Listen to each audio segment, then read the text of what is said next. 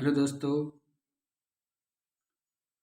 आपका career SK education channel में स्वागत है। दोस्तों, हम राजस्थान जी के पढ़ने जा रहे हैं। उसमें सबसे पहले हम राजस्थान के लोक देवता पढ़ते हैं। राजस्थान के लोक देवताओं में जो प्रथम बात आती है वह आती है पंचपीरों की। पंचपीरों में जो देवताएं हैं उनमें से पहला है पाबू जी, दूसरे हैं हड़बू जी, तीसरे हैं रामदेव जी और चौथे हैं मांगलिया मेहा जी और जो पांचवें हैं गोगा जी। ये दोस्तों पांचों देवता पंचपीरों में गिने जाते हैं। अब इन सबको हम एक एक करके पढ़ते हैं। सबसे पहले पढ़ते हैं पाबू जी के बारे में। पाबू जी दोस्तों राठौड़ वंश के थे और इनका जन्म कोल्लूमठ जोधपुर में हुआ था। इनके जो पिता थे उनका नाम धांधल दे था और माता थी कमला दे। इनकी पत्नी फूलम दे जिनका नाम शिवप्यारी देवी था, जो कि अमरकोट की राजकुमारी थी। और दोस्तों बाबू जी की जो घोड़ी का नाम है केसर काल में घोड़ी है। देव नामक चारण की महिलाएं गाय की रक्षा के लिए अपने फेरों के बीच से उठकर ये गए थे और देचो नामक गांव में जो कि जोधपुर में पड़ता है, वहां पर जीव सब खींची के खिलाफ लड़ते हुए मारे गए थे। देखो दोस्तों, मतलब यानी कि गायों की रक्षा करते हुए इन्होंने अपने प्राण न्यौछावर कर दिए थे। पाबू जी को लक्ष्मण का अवतार माना जाता है। चांदा व डामा नामक दो भील इनके सहयोगी थे। इनके जो सहयोगी थे उनके नाम है एक तो चांदा और एक डामा। आगे बढ़ते हैं। देखो दोस्तों, पाबू जी को ऊंट का रक्षक देवता मानते हैं। ऊंटों के जो रक्षक है उनमें इन्हीं देवता गिने जाते हैं। राजस्थान में सबसे पहले ऊंट लाने का श्रेय पाबू जी को है और रायका, रेबारी, देवासी ऊंट पालने वाली जातियां हैं पाबू जी को अपने प्रमुख देवता मानती है। पाबू जी को अपना प्रमुख देवता मानती है। पाबू जी को प्लेग रक्षक देवता भी कहा जाता है। पाबू जी ने 7 थ्योरी यानी जातियों भाइयों को शरण दी थी। कोल्लूमठ जोधपुर में चैत्र अमावस्या को पाबू जी का मेला लगता है। पाबू जी की फड़ सबसे लोकप्रिय फड़ है। भील जाति के भोपे जो कि पाबू जी की फड़ गाते हैं वो इनके पुजारी भी हैं और पाबू जी की फड़ गाते समय रावण हत्या का प्रयोग किया जाता है। जब भी पाबू जी की फड़ जो गाई जाती है कभी भी जो यानी कि रावण हत्या का वाद्य यंत्र का प्रयोग किया जाता है। पाबू जी के पावड़े जो कि इनकी पावड़े का मतलब तात्पर्य यहाँ से भजन से है, जो कि किसी भी पुरुष की याद में गाए जाने वाले हैं और माट होते हैं, बड़े मटके की तरह का होता है जो कि वाद्य यंत्र होता है। एक तरह से इसका प्रयोग पावड़े गाते समय किया जाता है। अब देखो दोस्तों, आगे पढ़ते हैं। आसिया मोर्जी की पुस्तक पाबू प्रकाश है जिसमें पाबू जी के बारे में वर्णन मिलता है। अब हम दूसरे देवता के बारे में पढ़ते हैं जिनका नाम है रामदेव जी है। रामदेव जी का स्थान जन्म उर्दू कश्मीर बाड़मेर में है। इनके पिता का नाम अजमल जी है, अजमाल जी भी बोलते हैं इनको, और माता का नाम मैना दे है और इनकी पत्नी का नाम नेतल दे है जो कि अमरकोट की राजकुमारी थी। इनका जो मंदिर के बारे में बात करते हैं तो दोस्तों रुणीचा रामदेव जैसलमेर में इनका जो बहुत बड़ा विशाल मंदिर है जहाँ पर प्रतिवर्ष मेला लगता है। यहाँ पर पर्चा और बावड़ी है जो कि रामदेव जी ने पर्चे दिए थे और रामदेव जी से संबंधित जो बावड़ी है वो भी जैसलमेर के अंदर ही है। पर्चे के बारे में अगर बात करते हैं तो इनके पर्चे से तात्पर्य मतलब चमत्कार से होता है। जैसे ही कोई चीज किसी व्यक्ति के मतलब बीमारी हुई, अगर रामदेव जी ने उनको आशीर्वाद रूप में उसको ठीक कर दिया तो उसे हम पर्चा बोलेंगे। रामदेव जी की जो पुस्तक है, क्योंकि रामदेव जी एक कवि भी थे तो इनकी पुस्तक 24 वाणियाँ थी। रामदेव जी ने कांवड़िया पंथ की शुरुआत की थी और कांवड़िया पंथ की महिलाओं द्वारा 13 ताली नृत्य किया जाता है।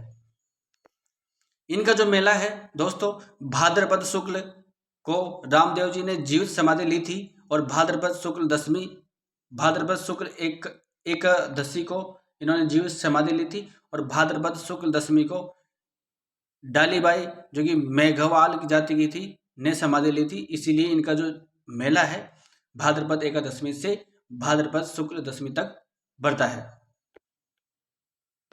रामदेव जी ने मंदिर में पगले पूजे जाते हैं। रामदेव जी के मंदिर जो है उसके अंदर पगले होते हैं, इनकी मूर्ति नहीं होती और पगले की पूजा की जाती है।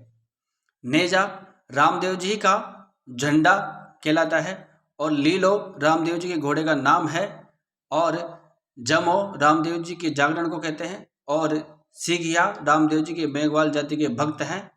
और ये हमारे रामदेव जी के बारे में कुछ जानकारियां थी। अब हम जो तीसरे जो पंचवीरों में से आते हैं वह आते हैं गोगा जी। गोगा जी के बारे में पढ़ते हैं। गोगा जी जो कि दोस्तों चौहान वंश के वंशज थे। इनका जो जन्म है दादरेवा चूरू में हुआ था। गोगा जी ने महमूद गजनी के साथ युद्ध किया था तथा गजनवी ने इन्हें जाहिर पीर जो कि साक्षात देवता कहा था। जो गजनी है उन्होंने इन्हें जाहिर पीर कहा था। अपने मौसेरे भाई अजमन, अर्जन और सर्जन, गोगा जी के जो मौसेरे भाई थे अर्जन सर्जन के खिलाफ गायों की रक्षा करते हुए मारे गए थे। दादरेवा के मंदिर को जो कि चूरू में पड़ता है शीर्ष मेढ़ी जो कि सिर कट गया था। देखो दोस्तों जो गोगा जी थे युद्ध में इनका जो सिर है और धड़ है दोनों अलग अलग जगह पड़े थे। जहां पर इनका जो सिर पड़ा था उसको कहते हैं शीर्ष मेढ़ी और जहां पर इनका धड़ पड़ा था वहाँ इसको कहेंगे धूर मेढ़ी। तो देखो दोस्तों दादरेवा चूरू में इनका जो शीर्ष मेढ़ी है जो कि वहाँ पे सिर कटा था तो वहाँ पे इसकी पूजा की जाती है। और गोगा मेढ़ी जो कि हनुमानगढ़ के अंदर पड़ता है वहाँ पर इनका धड़ गिरा था तो वहाँ पे धड़ कट कर गया था तो वह धूर मेढ़ी हो गया। इनको देखो दोस्तों गोगा जी को सर्परक्षक देवता के रूप में पूजे जाते हैं। गोगा जी के मंदिर खेजड़ी के नीचे बनाए जाते हैं। गोगा जी के मंदिर में मंदिर को मेढ़ी कहते हैं और मंदिर को मेढ़ी भी कहते हैं। मेढ़ी या मेढ़ी कुछ भी बोल दो। गोगा जी का मंदिर मकबरा शैली से बना हुआ है। जो भी गोगा जी का मंदिर होता है उसको मकबरा शैली के से बनाया जाता है। मंदिर में बिस्मिल्लाह है लिखा हुआ है और खिलेरिया की ढाणी सांचौर जालौर में गोगा जी की ओल्डी बनी हुई है।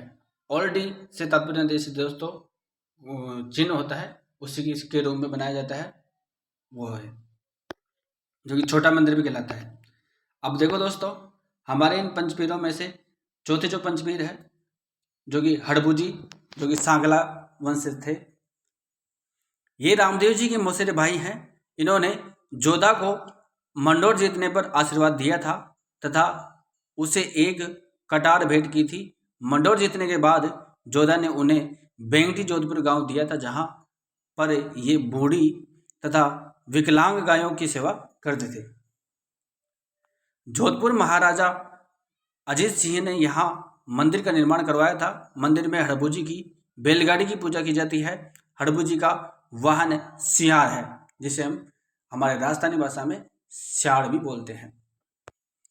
हड़बूजी जो कि शकनु शास्त्र भविष्य वक्ता के ज्ञाता थे, मतलब हड़बूजी तो थे भविष्य के बारे में भी बताते थे। अब देखो हमारे पंचपीरों में से जो अंतिम जो पीर है वह है मेहाजी मांगलिया जो कि इनके जो मुख्य मंदिर है बापड़ी जोधपुर में है। जैसलमेर में रणगदेव भाटी के खिलाफ युद्ध में मारे गए थे। रणगदेव भाटी के खिलाफ युद्ध में मारे गए थे। इनके घोड़े का नाम किरण काबरा है और इनके भोपों के वंश वृद्धि नहीं होती। ये संतान को गोद में लेकर वंश आगे बढ़ाते हैं। इनका मेला कृष्ण जन्माष्टमी को लगता है। अब हम पांचों पीरों को बहुत ही अच्छे और जल्दी तरीके से और शॉर्ट तरीके से हमने पढ़ा है। अब हम पढ़ते हैं जो कि एक बहुत ही महत्वपूर्ण देवता है तेजा जी। तेजा जी के बारे में हम पढ़ते हैं। पंचपीरों में तेजा जी का नाम नहीं आता। खरनाल नागौर में एक जाट परिवार में जन्म हुआ था। पत्नी पेमल दे है तेजाजी अपनी पत्नी को लाने अपने ससुराल पनेर अजमेर गए थे। ससुराल अजमेर नामक गांव में लाचा नामक गुजरी महिला की गायों को बचाते हुए घायल हुए थे तथा एक सांप के काटने से इनकी मृत्यु हो गई थी। जोधपुर महाराजा उभय सिंह के समय परबतसर नागौर में तेजाजी का मंदिर बनवाया गया है। तेजाजी सर्परक्षक देवता कहलाते हैं और इन्हें काला बाला का देवता भी कहा जाता है। काला बाला बिनारी है। हल जोतते समय किसान तेजाजी का गीत गाते हैं। देखो दोस्तों, इन पे सबसे इम्पोर्टेंट जो बात है वह यह है कि 2010 में तेजाजी पर डाक टिकट जारी किया गया था। उस समय सचिन जो पायलट थे, राजस्थान के सूचना एवं प्रसारण मंत्री थे। तेजाजी की बहन बुंगरी माता का मंदिर खरनाल नागौर में बना हुआ है। अब देखो दोस्तों, हम आगे जो पढ़ते हैं नेक्स्ट देवता, वह है देवनारायण जी। देवनारायण जी को देखो दोस्तों, यानी कि हम आयुर्वेद के डॉक्टर के रूप में जान सकते हैं, जिन्हें औषधियों का देवता भी कहा जाता है। इनका जो जन्म है आसिंद भीलवाड़ा में हुआ था। इनका जन्म बगड़ावत गुर्जर परिवार में हुआ था। पिता सवाई भोज थे। इन्हें देवनारायण जी विष्णु भगवान का अवतार मानते हैं। इन्हें औषधि का देवता भी कहा जाता है। इनके मंदिर में नीम के पत्ते चढ़ाए जाते हैं क्योंकि इनको औषधियों का देवता कहा जाता है।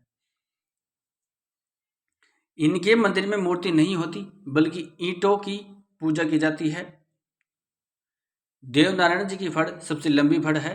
यह जंत्रवाद यंत्र से गाई जाती है। इस फड़ का डाक टिकट जारी कर दिया गया है। इनका मेला भाद्रपद शुक्ल सप्तमी को भरता है।